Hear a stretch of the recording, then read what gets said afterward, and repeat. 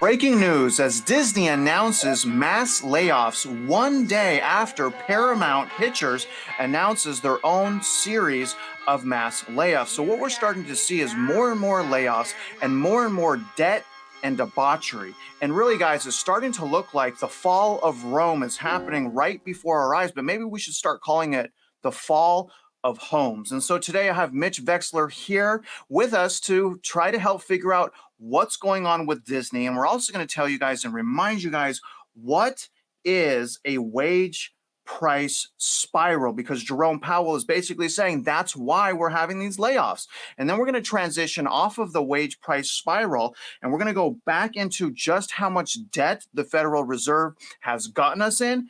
And Mitch, what Mitch has done for all of you guys, I really got to give you a lot of credit here, Mitch. I really appreciate you, brother.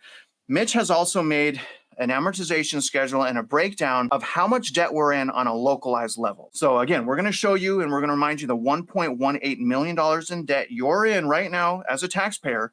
But you guys remember, that's just on a federal level. So we're going to also show you what that looks like on a localized level. Now, before I dig in, Mitch, before we start partying and having fun here, how are you? Good. Everything's okay. It's been a long few days, but we've got some really fantastic information that, as far as I know, nobody's ever seen, because nobody's ever been able to quantify it. And I finally figured out how to get that done. And it's been quite a long haul to accomplish that, but we have it.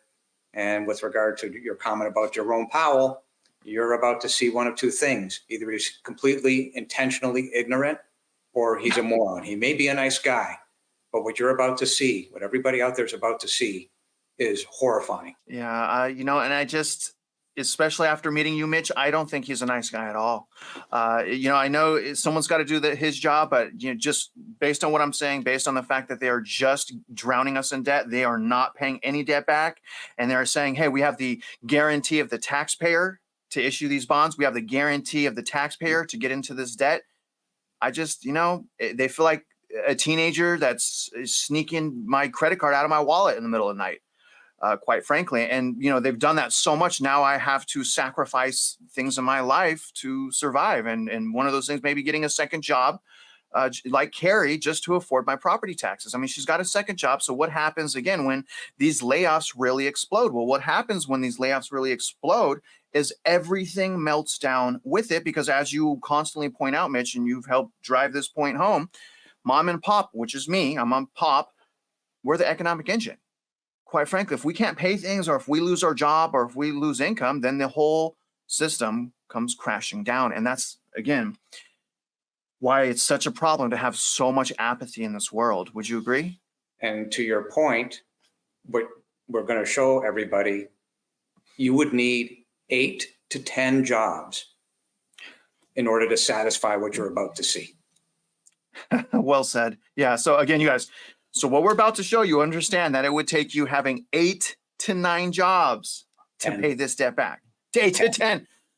Yeah. I'm sorry. I get so overwhelmed with, the debt and what they're doing to us, Mitch. I mean, like I always say, it does get confusing, but let's jump in right away. Let's show the viewers exactly what's happening with Disney and the layoffs that they have just announced. Here's an article that came out this morning from Fast Company titled "Disney and Paramount Lay Off Hundreds of Employees as Legacy Media Giants Struggle with Pay TV Decline in 2024. Disney actually just beginning the layoffs. In other words, Disney's probably going to start doing a lot more layoffs, but this article goes on. It hasn't been a good week for the entertainment industry. Two of media's biggest names, the Walt Disney Company and Paramount Global, each announced layoff this week. Both said they would cut hundreds of positions in efforts to reduce costs.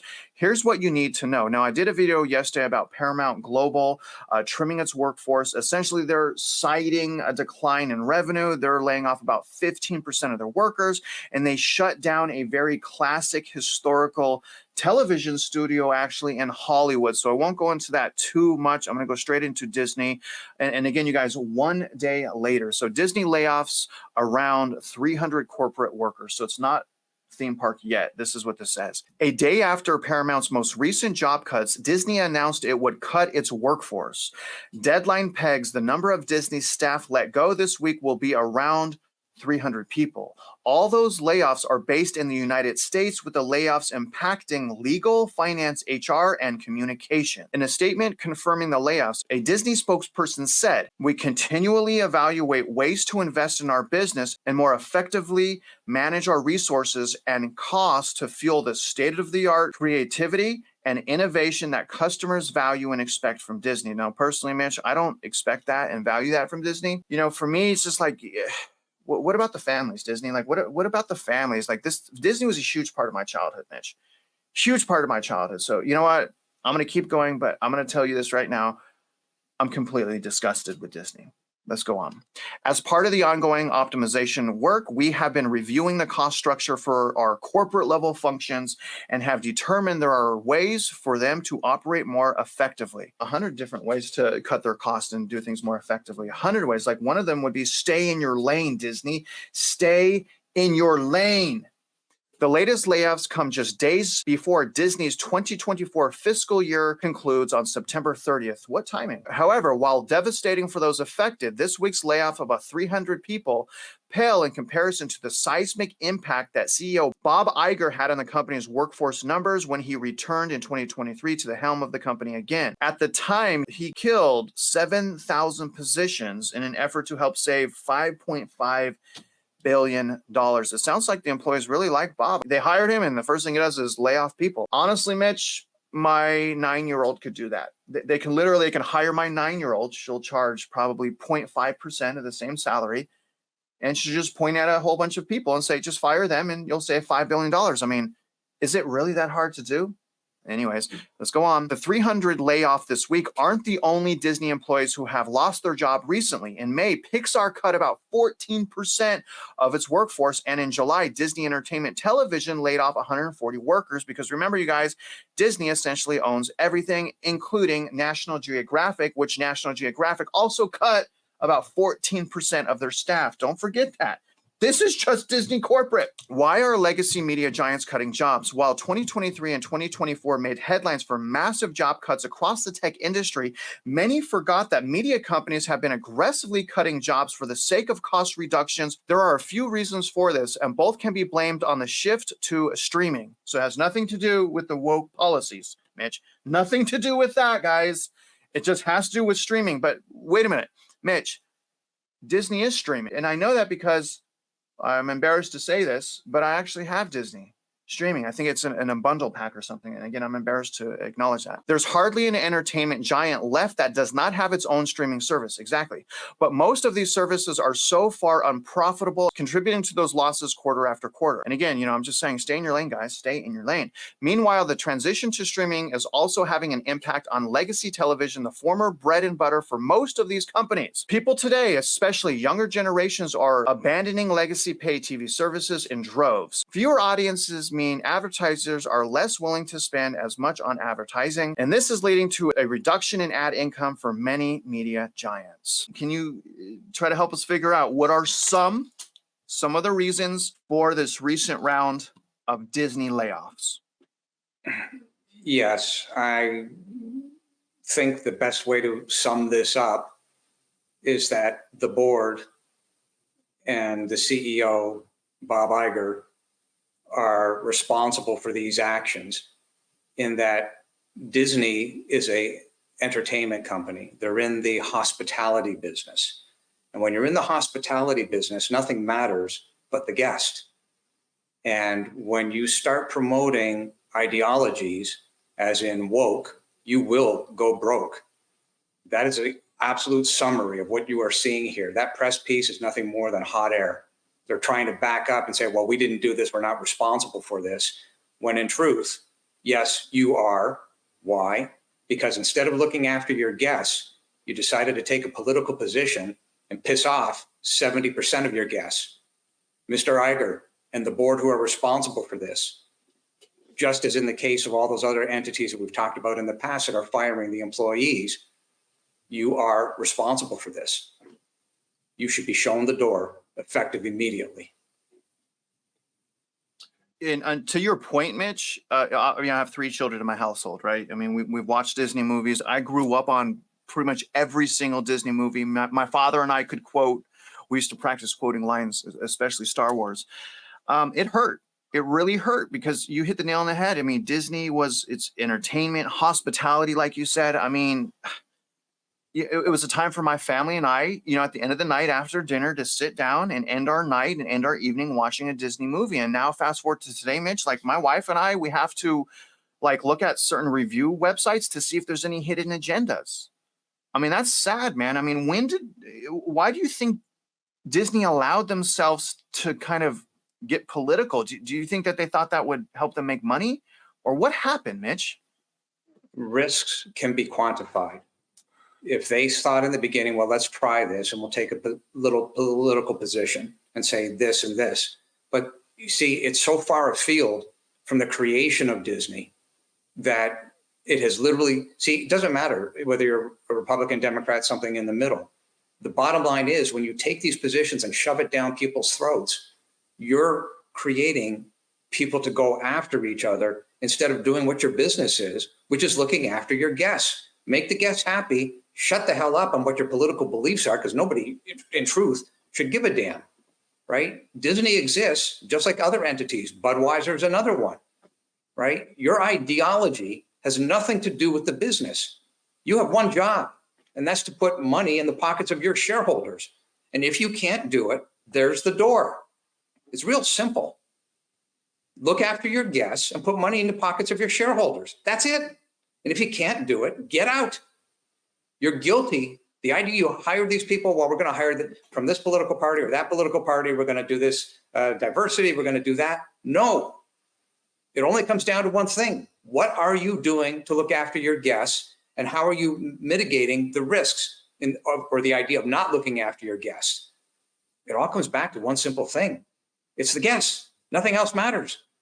If you hire people that don't care about the guests and only care about their political positions, well, de facto, you failed. Your leadership failed. There's the door.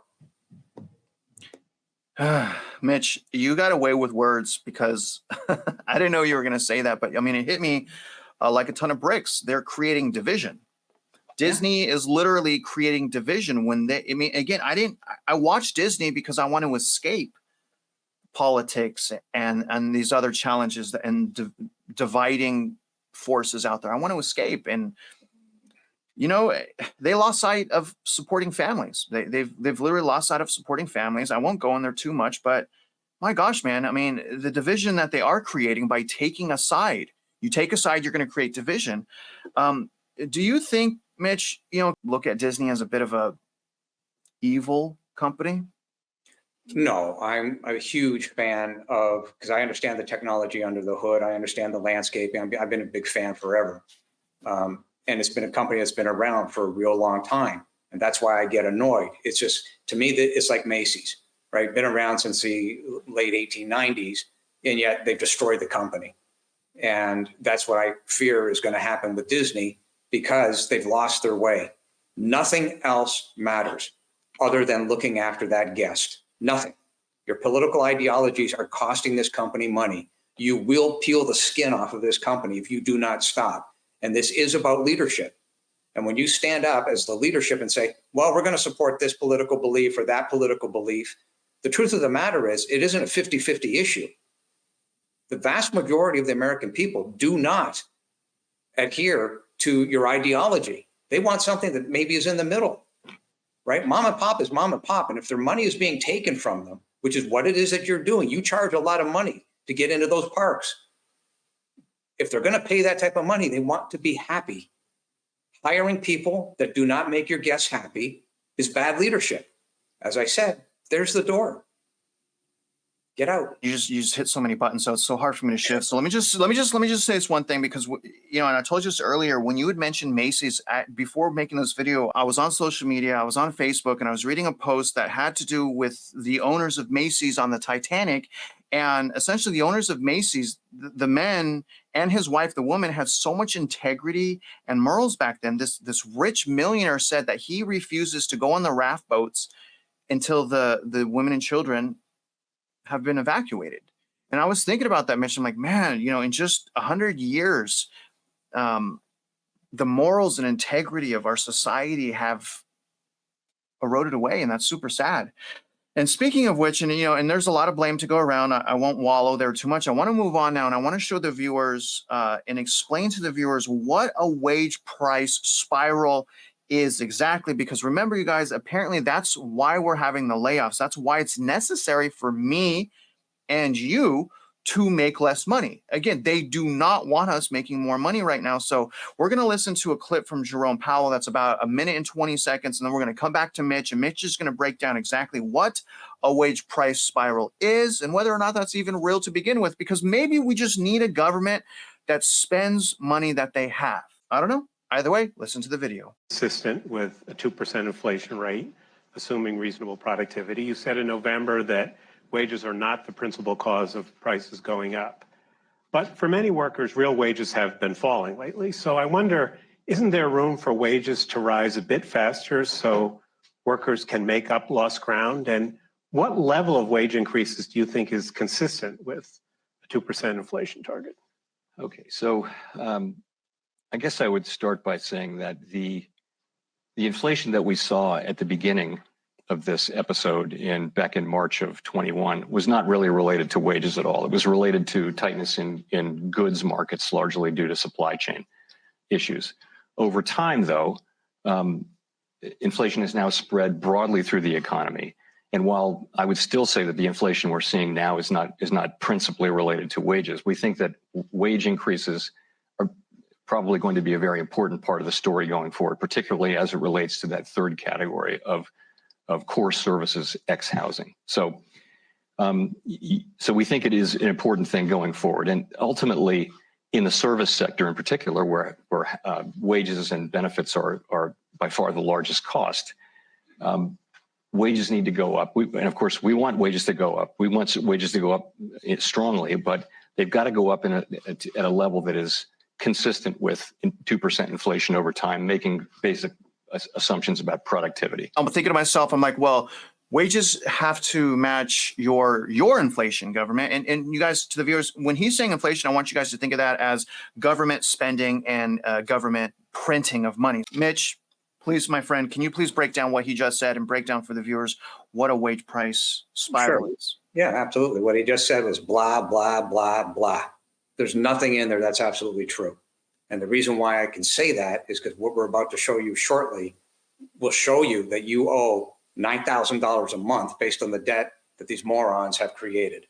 There's 23,000 people inside of the Federal Reserve. And what we're about to show you, I'm just one guy. How is it that I figured this out and they didn't? And what you're about to see is why wages have to skyrocket to pay off their debt, both at a local level and the federal level. And it is horrific. So stay tuned for a few minutes. When I was watching that, Mitch, I mean, he seemed very disconnected. He almost kind of rolled his eyes at the interviewer, like, oh, you want to talk about wages again? Who cares about that? My job is to lie to you as the public and to protect the banks. Am I off in saying that? No, both people are literally talking past each other because neither one of them have a point. There is no point. This is all quantifiable math.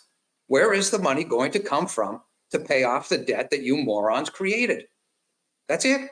Answer the question. Let's talk about the debt, because here's the thing that we're trying to, we're beating a drum here, guys. If it wasn't for the devastating spending of the Federal Reserve and our government, these layoffs wouldn't be necessary. Again, these layoffs would not be necessary if it wasn't for the reckless spending of not just the Federal Reserve, our localized government. So we're going to show you guys, again, Mitch's math on how much debt we're in from the Federal Reserve. And then we have a whole nother series of math that Mitch, made himself, that's going to show you guys, at least in his county, how much debt his county in. And when we combine those two things, and then when we amortize that, it's impossible to pay. So we'll show you right now, starting with federal debt. What you guys are looking at here is a chart, an amortization schedule, actually, that Mitch made. And one thing that I first want to say is remember, you guys, the way that federal debt and spending works, it is not amortized, which means it is not being paid down.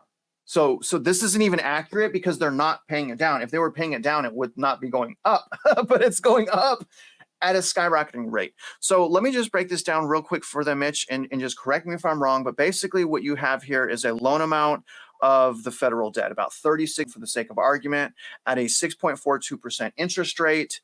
a 25-year loan, and the monthly payment, let me just make sure I'm adding this right. So the monthly payment to service that debt, if they were paying it down, which they are not. Yeah, 250 billion. Just to service the debt then? Yeah. Not to pay it off. Okay. Per month. All right. Per month. Just making sure I got that correct. So I wonder how many third world countries we can help in conquer hunger and water and things of that nature. You know, if it wasn't for the CEO's bonuses. Anyways, let's go on here. So here's what I wanted to show you guys what Mitch did. So in addition to that, okay, here's one thing that is being hidden from us. All right, this 163 trillion, that's trillion, right, Mitch? That's not a billion, that's not a trillion? Okay. Yes. So that's called unfunded liabilities. Those are liabilities that we don't have the money for.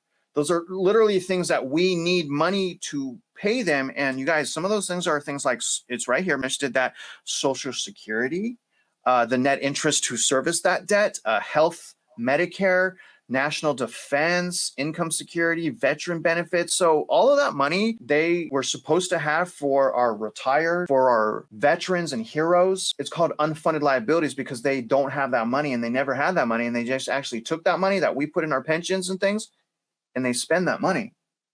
They spend that money. They don't have it. That's called unfunded liabilities. That's 163 trillion. Now, when we take the total amount of taxpayers, 143 million right here, essentially what Mitch is saying is this, okay? We're in debt from just the federal government. This is not where we live. This is not counties. Each and every one of us, if we're a taxpayer. So if you have 2 taxpayers in your household, this is double. If you have 3 taxpayers in your household, this is triple. Per taxpayer, the amount of debt on a federal level is $1.139 million. Is that correct, Mitch? Yes, it's not specific to the dollar amount, so don't everybody get hung up because obviously this is changing by the second, literally. So it's the idea of what the formulas are and the gross amount of debt as of today, assuming it is frozen in place, which it is not, right? Because amortization schedules, and you can look this up on the, I think it's usdebtclock.gov or something or .org, but you can literally see this debt flying past your eyeballs by the second. It makes me so mad, you know, because it's like, why are you treating us like we're stupid? I went to kindergarten math and 2 + 2 = 4. I know that's hard. We can stick to 1 + 1 = 2. But if you want to be more advanced, 2 + 2 = 4. They can't even calculate that.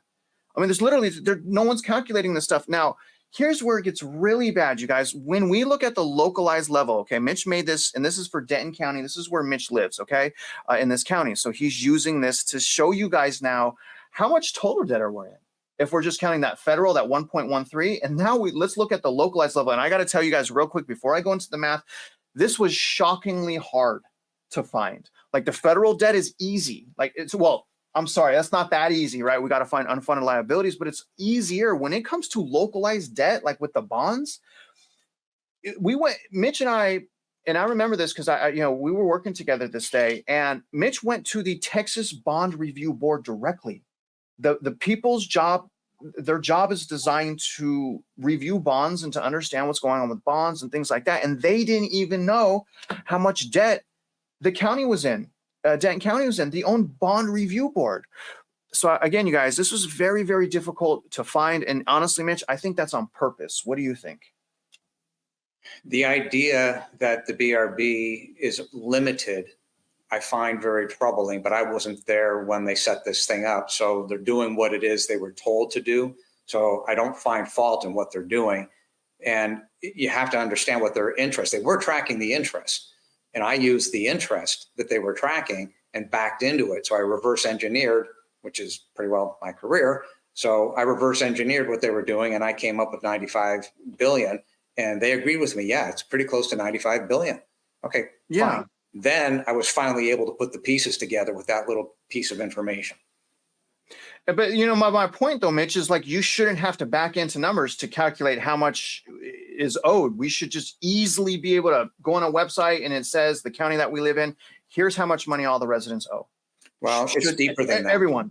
Yeah, it's actually deeper than that. So if you take it down to a school district level, and the school district has accountants, and the accountants are licensed.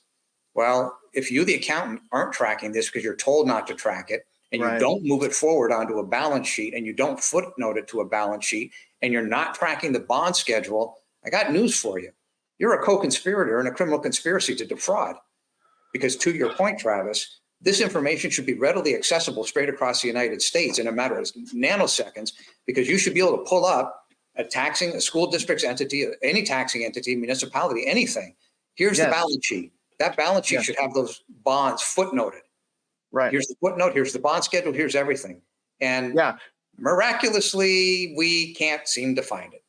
Well, and the reason is because, it's not only our money that they're taking, but also they're using words and sentences like this to get more debt and more bonds, the implicit guarantee of the taxpayers.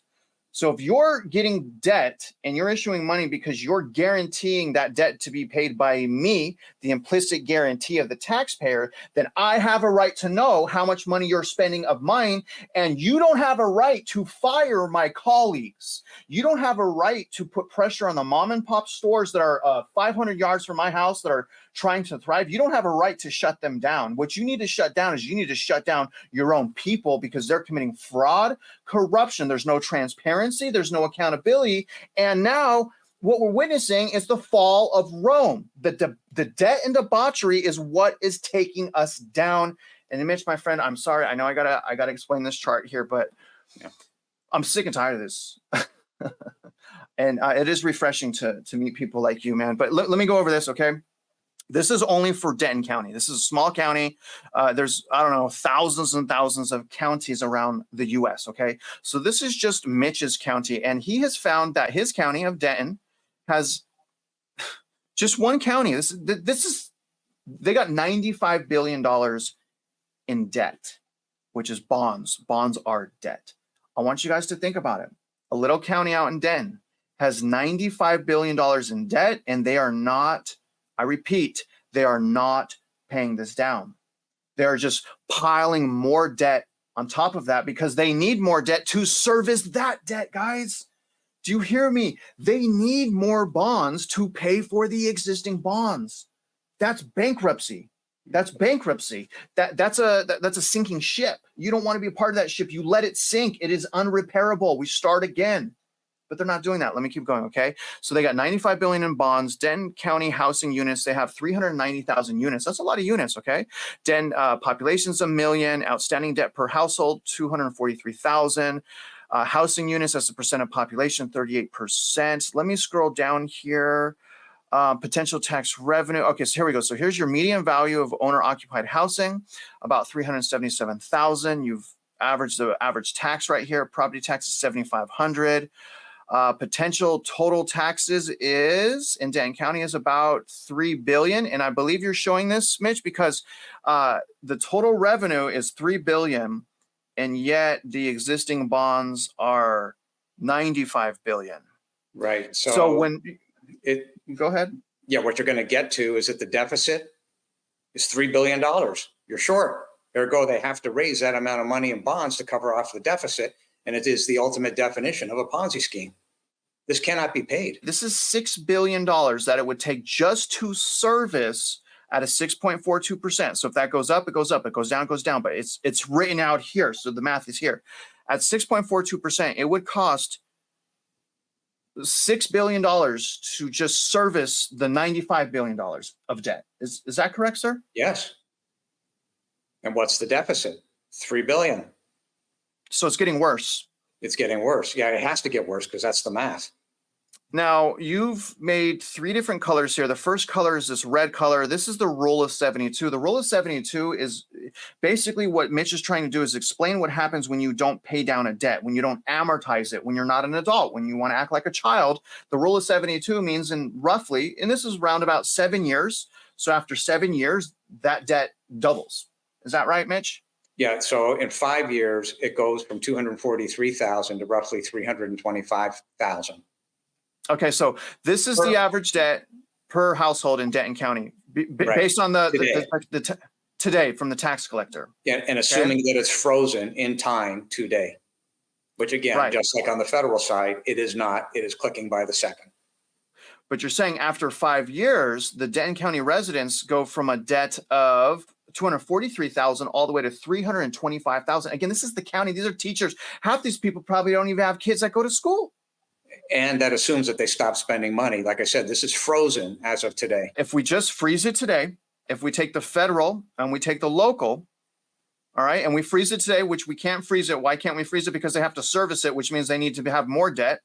But if we are going to live in the land of imagination and we're going to say, all right, they decided today to pay the debt down. They decided today that they are not going to get us in any more debt. All right, we're going to stop the bad. If they stop the bad from happening today, each and every taxpayer that lives in Denton County is responsible and on the hook for $1.38 million in debt. Is that correct, Mitch? Yeah. I'm going to bring up an amortization schedule real quick. Yeah. But again, so they're gonna stop, right? So they had an epiphany. Maybe someone came down from heaven, say, I'm going to lead you guys out of here. We are still, guys, on the hook for $1.382 million. And why are we on the hook from that? Read this statement right here. They have the implicit guarantee of the taxpayers. That's you and I. Did you guys give them that guarantee? If they're asking for my guarantee, if my school district where I'm at right now is asking for my guarantee, here's an official statement. I do not give you the guarantee. If anyone's trying to give you bonds and saying, I guarantee that, I'm going to tell you right now, I do not guarantee that. I do not want it, and I want them to go bankrupt and not pay the bonds back. And what you're about to see is a mathematical impossibility as to why this cannot be paid back and why the implicit guarantee, there is no such thing on the backs of the taxpayer. I have this amortization schedule up here. Just to put this in perspective, guys, let me show you an amortization schedule on that $1.38 million that you actually owe. If you're listening to this, you owe that money. All right, so if we amortize this over 30 years at a 6.42%, here's a $1.382 million. It takes $3.1 million to pay that back. The total amount of interest, just in interest on that 1.3 is 1.7. All right, and to put this in perspective about how impossible this is, okay? This is how impossible that is. And I want you guys to think about this. If you have two taxpayers in your household, this is double.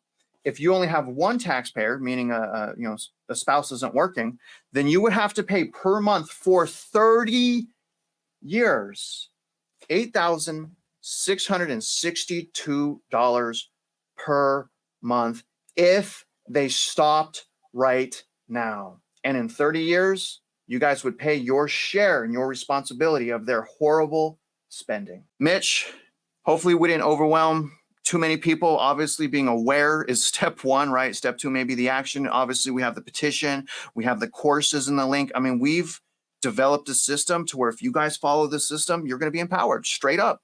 You guys are going to be able to conquer apathy. But Mitch, can you close this out? Can you wrap all this up, man? Can you tell the viewers what your biggest fear is? Well, coming back to what Powell was saying, which when I said blah, blah, blah, that is exactly why it's blah, blah, blah.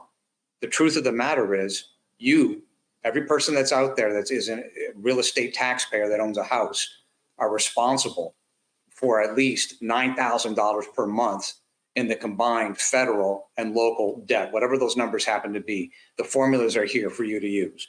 So you just have to substitute your math into here. The issues that we see across the United States at the moment, we are where we are. We have to deal with the hand we've been dealt. So it's not a political ideology issue. The reality is math matters. Your votes matter. Your friends, your family, and yourself matter, regardless of what side of the aisle you're on. But you've got to have a serious conversation and say, wait a minute, I do not have $9,000 a month, which is the vast majority of Americans, to pay for this nonsense. Ergo, I cannot pay for it. I am not responsible in law as, quote, an implicit guarantor. There's no such thing. It's all nonsense. That's why I said several videos ago, this is over. However, we have to deal with the hand that we've been dealt. Right now, we've got an election coming up. There are imperfect people clearly on both sides. However, look back at what has gone on in the last 4 years. You have healthcare, taxes, people yipping and yapping, i.e. Powell, that have no idea what they're doing.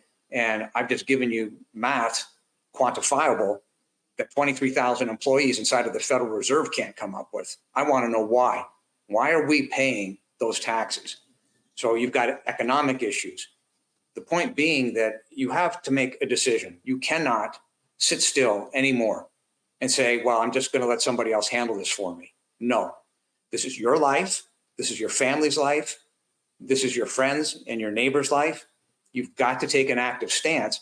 And if that means you go to the DAs and say, I want these people prosecuted, as in the chief appraisers who are breaking the law, that's the first line. Then you have to stand up and fight at the ARB level. There's a whole bunch of triggers that we've given you, things that can be done to help break this system. But this isn't a system anymore. This is morphed into something that's way beyond it. And this is a crime. This isn't a system. So it's so far outside of the US Constitution, and frankly, even the state's constitutions, the only word that can describe it is a crime. You cannot sit there and be apathetic. You've got to get off your butt, get involved with people in your neighborhood. Nobody's saying tackle it on your own, but we're giving you all this information. It's all quantifiable. We'll give you the forms. We'll give you everything. It's all available on the website. We're hiding nothing from anybody. Yet you have all these entities in the governments that are standing still and saying, well, we don't know about this and we don't know about that. Never heard that. We don't know how to tie bonds to the balance sheet. We haven't done that in 10 years. Well, yeah, therein lies the problem. You're either delusional or you're stupid. But either way, you don't have the right to strip mom and pop of their equity to the tune of $9,000 a month. Yeah, I mean, they're firing people instead of changing the way that they're spending and changing the way that they're paying debt down. They're just firing people. They're going to allow a recession that's going to hurt. Most of the recession is going to hurt mom and pop. And then the people at the bottom. It's just a cycle, Mitch. It keeps going and going and going. It's just like the greedy, corrupt, fraud, and all this stuff. It gets so bad that boom, recession. The people on the bottom get hurt, and then boom, we're right back in the cycle. As I've just proven to you, you don't have $9,000 a month. Nobody does to give and cover off these debts. It's mathematically impossible. So the idea that they can magnify this problem going into the future is complete nonsense. You will have a greater depression. You will have the market wake up. And when they figure out what I have already given to you and shown you, all hell's going to break loose because it's mathematically impossible, not improbable, impossible, right? When Jerome Powell says, well, we don't really want your wages to jump so much, that's the exact opposite of what I just gave you. It's $9,000 a month is what you're responsible for. If you don't see that income, where exactly is it going to come from? That's so good, Mitch, because what you just did, I just realized this. You know how we're always talking about like they're robbing us of generational wealth and we should be thriving? You just put it on paper. You figured out the math formula. If it wasn't for the fraud and corruption, we should be on average making $9,000 more a month per household. It goes everywhere, right? Because the inflation, like the thing that we did with the milk was, as far as I'm concerned, fantastic. Because that shows you how many layers of fraud, i.e. through the real estate tax, are occurring every time you put a glass of milk to your lips. Think it through. You wouldn't have to be paying all these heavy prices. Same thing with gasoline taxes, right? Because everything that has to do with gasoline has got buildings associated with it. It's got land associated with it. It's got plants associated with it. If you didn't have those taxes there on the real estate, look at how much cheaper the fuel would be. So this series of videos that we've put together, every video, as far as I'm concerned, has got another layer of that onion peeled. Yeah. But we're getting to the point now when you can literally stand up and quantify, well, wait a minute, I'm not responsible for this $9,000. Screw you. You have to deliver on the screw you part. You've got to go and start prosecuting your chief appraisers. You've got to go to the DAs. You can file criminal complaints with the police. You can do all sorts of things. But you simply can't sit there anymore and say, well, I didn't know. Now you have knowledge. Every one of us has knowledge. And in total, you've got to realize, we're 143 million strong. What do they got? Debt and debauchery is what they have, sir. Yeah. I'm going to end here, Mitch. Just for the viewers, I want to tell you guys something I think it's really important that y'all understand. You're not alone. Does it feel like it? Yeah, it feels like it because of the way everything is set up.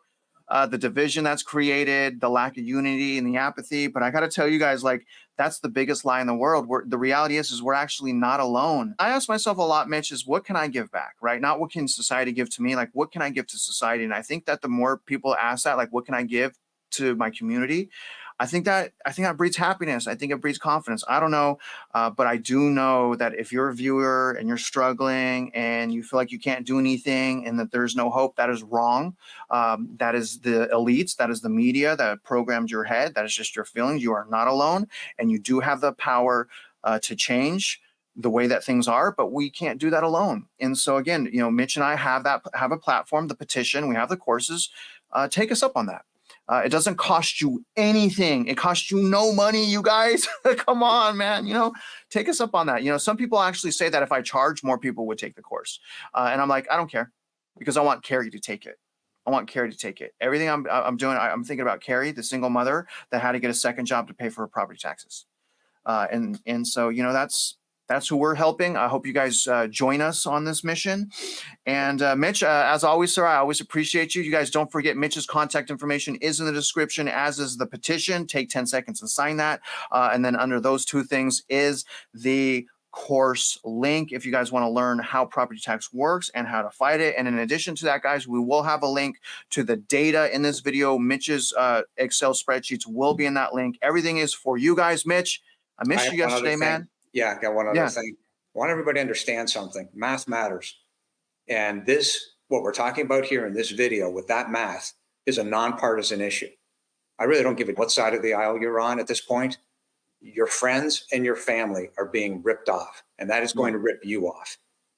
And therefore, this is a nonpartisan issue. The bottom line is this debt, as far as piling on, is over. Wise words from a wise man. I really hope you guys got some overwhelming value, insights, and perspective. And if you're out there just living your life, you guys know we wish you luck and we hope you win.